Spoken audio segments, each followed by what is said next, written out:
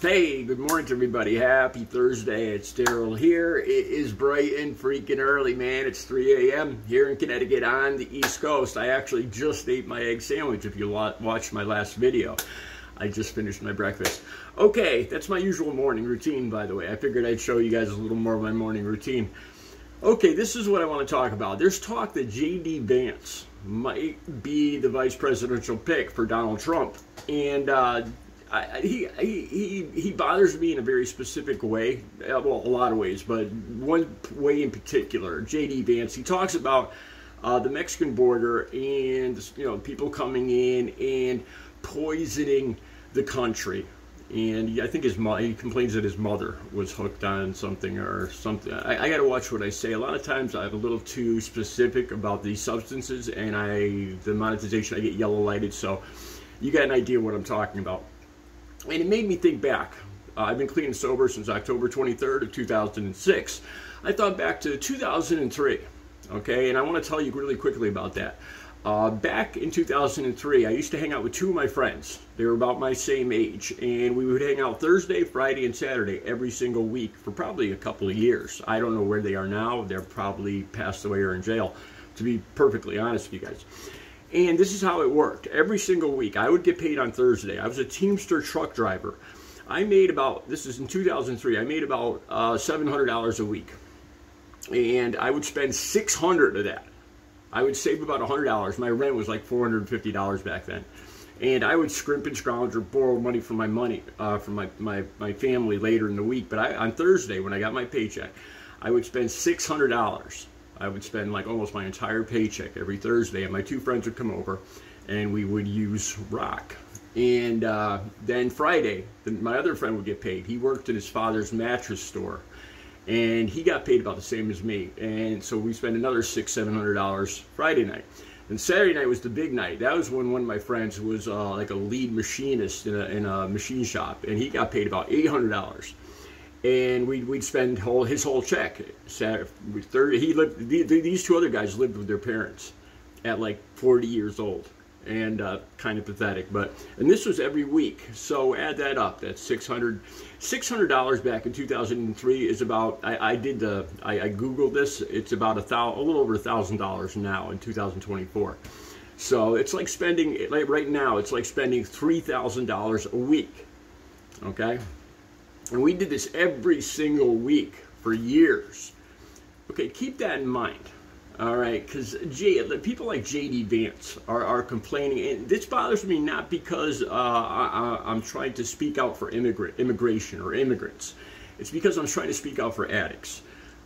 People like him blame. They say that people the immigrants coming to this country and stuff flowing over these borders, which is not true, is poisoning the country. And I think back to when I was using and how we would do anything. We would spend our entire paychecks, and that's what kept that whole industry running. That money went to New York City, then it went down to Jamaica or the Dominican Republic, and then it went down to Colombia or Mexico. And it fueled that. That was just 3 people. And that was like over $3,000 every week. You times that times 54 weeks in a year, 52 weeks in a year. And that's just 3 of us. And there's hundreds of thousands of people doing the same thing in this country. And you get the idea for how, it's the people in this country, the addicts. If you treat addiction, if you want to slow down the whole issue of the southern border, people flowing into this country and the other stuff flowing into this country, you have to treat addiction. When you blame immigration, or you blame Mexico, or you blame the Democrats or liberals for stuff coming into the country, you're taking away a certain tool used for people like me in recovery. Because I need to, when I got clean and sober, I needed to take responsibility for my actions, and it's the truth too. Like I said, people aren't it's not like somebody's coming in here and twisting somebody's arm to use this stuff. There's lots of Americans with lots of money that have addiction problems, and they're fueling this whole thing. If you want to slow down this problem, if you want to stop the problem of people coming into this country, the problem of the southern border, you got to start by treating addiction. When you blame other people, like, could I blame the Sackler family? back in the 80s.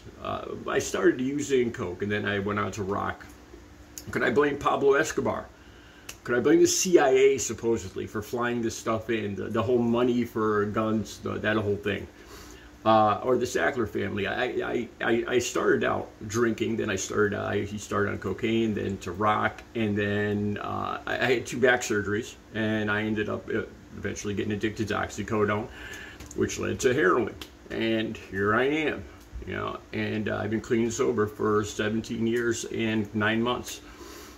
And it's my fault. I take responsibility for that. I have the disease of addiction. It's not, you know, the Sackler family didn't twist my arm. You know, the CIA didn't conspire to poison me. Pablo Escobar didn't have anything against me or my friends. It was me, and it was us and our money fueling the problem and my addiction. That's it. People like J.D. Vance it's honestly, it's just going to make the problem worse. It really is. Because when you blame, he's twisting the disease of addiction to use it for his own political purposes, to blame this problem on his political opponent, when really it's the disease of addiction. You need to treat addiction if you want to slow down or stop this whole problem with the southern border. That's my thoughts being a recovering addict. I'll be back later with another video. You guys have a good Thursday.